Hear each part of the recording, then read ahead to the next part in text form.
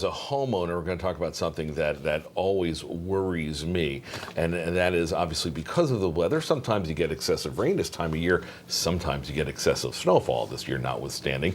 It all makes a perfect breeding ground for something we don't think about too often, and that is mold.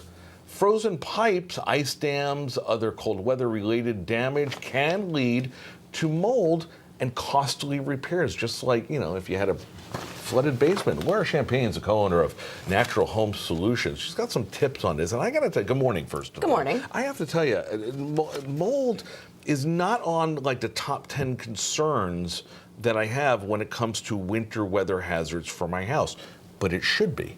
Yes. You shouldn't wait until you can see the black mold. A lot of people don't think of it until they see it. Right. You get that smell in your basement if you know you've had water. Right. And it's just a good idea to be proactive and get it checked out. Take us through, as we show you a few pictures, take us through the process. I have had a burst pipe before. I have had water as a result, but how do we get the mold from there? From the water? Right. So there's mold spores that are moving around. As we go outside, you can pick them up on your clothes. If you open up a window or a door, and as you're moving around, we're all traveling around with mold because it's found outside. So what it needs to grow is it needs food, which is your building products. It needs cellulose. Right. So wood, drywall, plaster, all those sorts of things. And then when you introduce the water, it's just like watering a plant. Yeah. So now it likes those damp, moist places. Which leads to obviously the importance of making sure you get this stuff cleaned up ASAP. But let's talk about being proactive about this, because if you have ice dams building up, even before you have a frozen pipe, what can you do to fend this off? Anything? Make sure that if you have a sump pump, it's working properly. Right. Make sure you run dehumidifiers.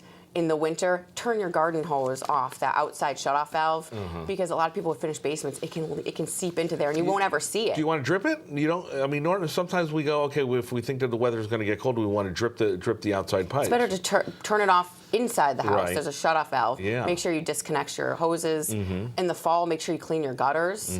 If we get a lot of snow, rake off your roof. And then just watch the drainage. But that's my point. You're talking about raking off a roof and you're clearing out the gutters, and I think obviously that makes sense in general. But I don't equate that to mold, and that surprises a lot of your customers, doesn't it? Yeah, any way that water can get into your house, making sure you have proper drainage away from your house. You don't want the water to get in. So if you keep the water out, you'll keep the problem with mold out. All right, so if you got mold, you can do one of two things. You can obviously call your company that'll help kind of do a little investigating and get rid of it, or maybe there's some things that you could do at home as a preemptive strike. What can you do? If you are concerned that you have mold, the best thing is to get it looked at and tested. Okay. An air test, just for peace of mind, and you'll have a baseline. Right. There's a control that's on outside to see what your outside environment is, and then you do different locations in the house. And let's talk about the different locations, because I automatically go to the basement. It's not just a basement.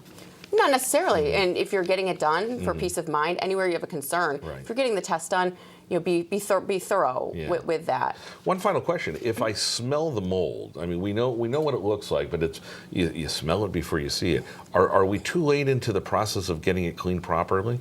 No, not at all. We use enzymes and not chemicals, and they travel through all of your materials, so they get to what you can't see, and that's usually the bigger problem. People will tell me, they'll point to an area, oh, I have mold right here, and it's not right there. It's airborne, it's everywhere. That's just the colony that you can see. So you want to be thorough about it.